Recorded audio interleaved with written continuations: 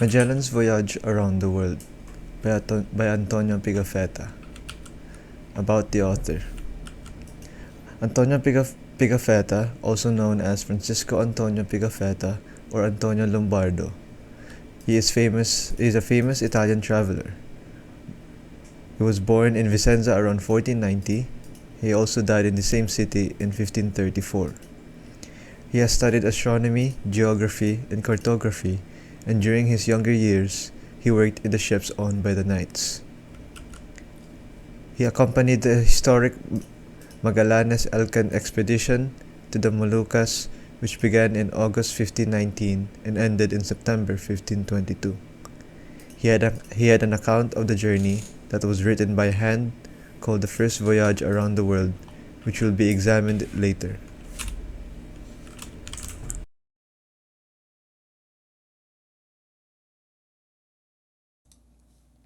Historical context. One of the 5 ships of the Magellan'S expedition is where the first journey around the globe was written. A Portuguese explorer named Ferdinand Magellan commanded these 5 ships on the first voyage around the globe. After he was killed in the Battle of Mactan, Juan Sebastian Elcano took over. The Armada de Molucca, a Spanish fleet under the command of Magellan, was supplied by King Charles V. The 5 ships that commanded by Ferdinand Magellan are Santiago, San Antonio, Concepcion, Trinidad, and Victoria. The Santiago ship has 32 crew members and under the command of Juan Serrano. It is the smallest of the 5 ships, and it also called as a caravel. The Santiago is the first ship that has been lost. The second one is San Antonio. It has 60 crew members and under the command of Juan de Cartagena. But soon led by Alvarado de Mesquita, it is the largest in the fleet. And the San Antonio ship is the second ship that has been lost. The third one is Concepcion.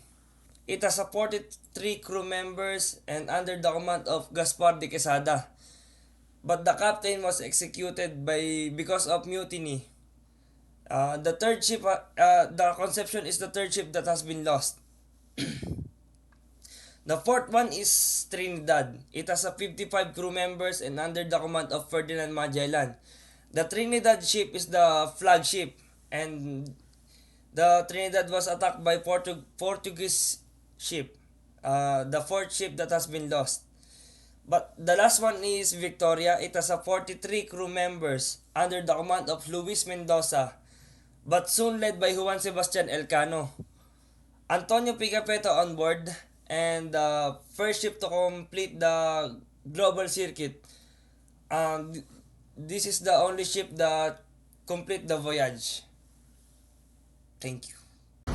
Only 3 of the 5 ships made it to the Philippines following the Battle of Mactan.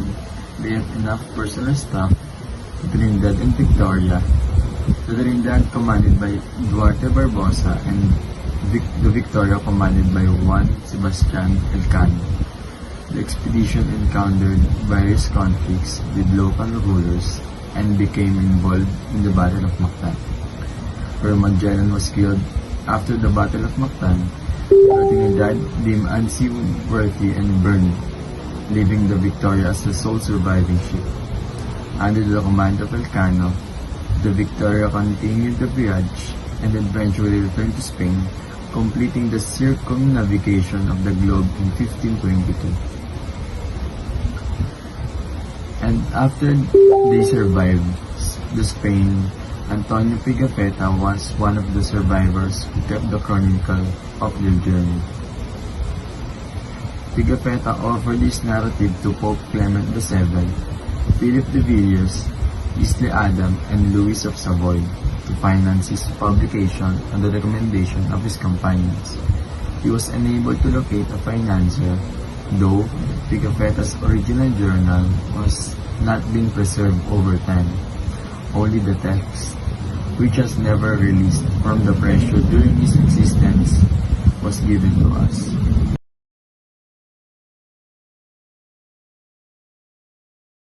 So hello guys, today we are discussing about the timeline during their stay in the Philippines. So on March 16, 1521, Saturday, Magellan and his men approached Zamal, now Samar, and set foot on Humuno, now Humonhon, which they called the Fountain of Good Signs because of its clean, sparkling fresh water. They then set up tents on the shore to rest and for the sick. So on Monday afternoon, Magellan and his men watched a boat approach, and nine men from Suluan disembarked their chief, who described the islanders as a reasonable man, went immediately to the captain generally and ordered for food to be set before them, and gave them the variety of things such as mirror, cape, and many more. When they saw the captain's courtesy, they presented the fish, a fish, a jar, a palm of wine, which they called uraka or uraka, figs more than 1 palmo long, as we call bananas, and others which were smaller and more delicate, and two coconuts. Next slide. So on March 31, 1521, the first mass in the Philippines. The earliest record mass in the Philippines territory was held on March 31, 1521, in the island of Mazaua, as referred to the journals of Antonio Pigafetta, and known today as Limasawa Island, Leyte. It was on Easter Sunday and was presided by Father Pedro de Valderrama, chaplain of the Magellan Elcano expedition. Two native chieftains were in attendance of the Raha of Mazaua and the Raha of Butuan. After the mass, the crowd went up a little hill and planted a wooden cross upon its summit.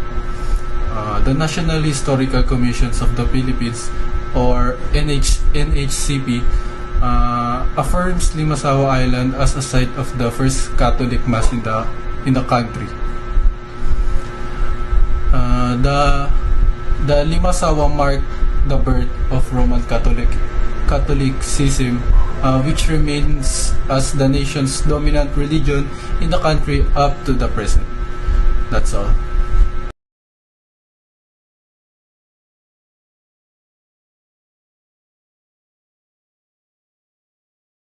Hello guys, I'll be reporting arrival in Cebu, April 7, 1521. On April 7, arrived at Cebu port, passing villages with houses on logs. They displayed banners and fired cannons, causing fear among the people. The captain sent ambassadors to the king of Cebu, who reassured them after the interpreter explained the cannons were a gesture of peace. The king's governor asked about their purpose, and their interpreter mentioned their captain's visit and trade. Based on positive reports from the king of Mazua, the king welcomed them but mentioned the customary tribute for ships entering their ports. The interpreter stated their captain didn't pay tribute and warned of war if desired. A Moro merchant confirmed their captain's conquest, and interpreter emphasized the king's of Spain superiority. The king said he would consult and provide an answer the next day. Offering refreshment, they shared their impressions with their crew, mentioning the king of Mazua's praise for their captain's courtesy. Reached the port of Cebu. This time I'll be reporting image of child Jesus, but summarized. On April 14, a group of 40 men landed ashore. They fired artillery, attracting attention from the locals who followed them. The captain and the king embraced, and the captain explained his affection by bringing the royal banner.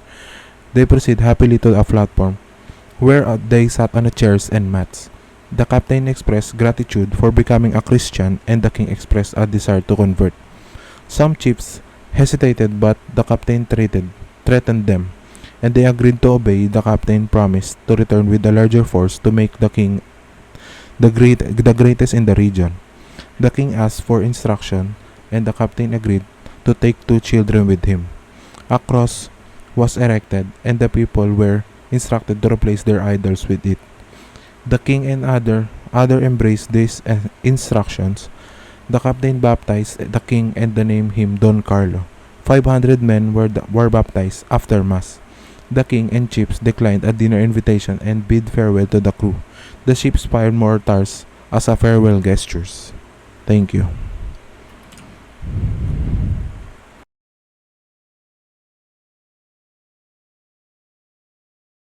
The Battle of Mactan was a fierce confrontation between Filipinos and Spaniards, ultimately won by the Filipinos.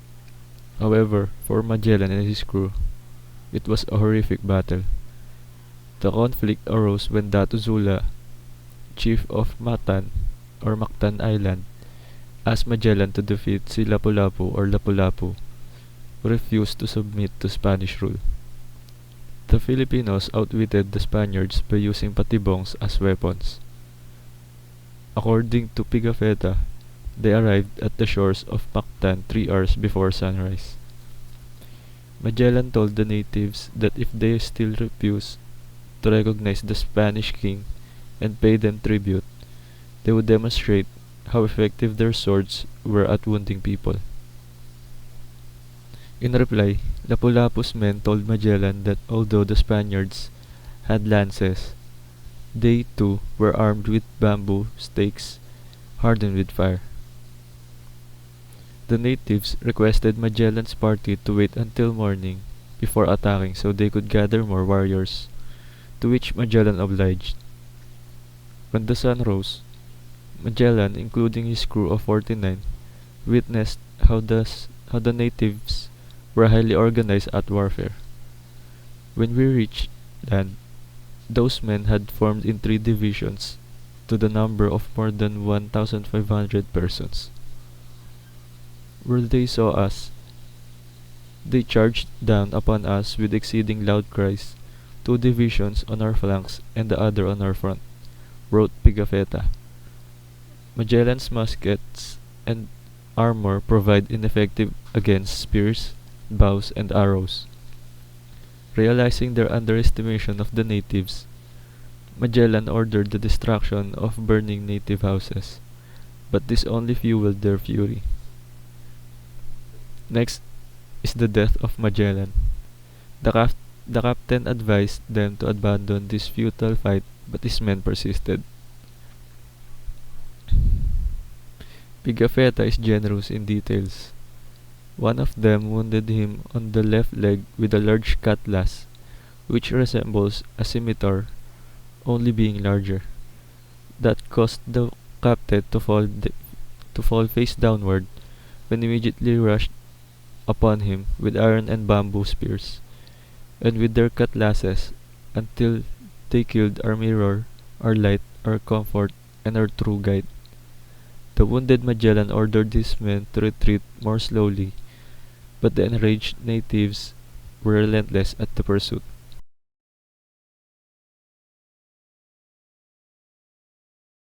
About the text, the fate of the 5 ships throughout the expedition. 5 ships set sail on Ferdinand Magellan's expedition in search of a new route to the Maluku Islands and their highly prized spices. The ships were named Trinidad, Santiago, Victoria, Concepcion, and San Antonio. The difficulties and the unforeseen issues encountered throughout the journey, such as animosity of the locals they encountered, food shortages, miscommunication among the crew, and various disease. Also, maps, glossaries of local terms, geographical details, and description of the local flora and fauna were provided during the time of the expedition. The Magellan'S Elcano expedition encounters are described in the most detail and length in Pigafetta's account. Context, presentation, and analysis of the important historical information found in the document.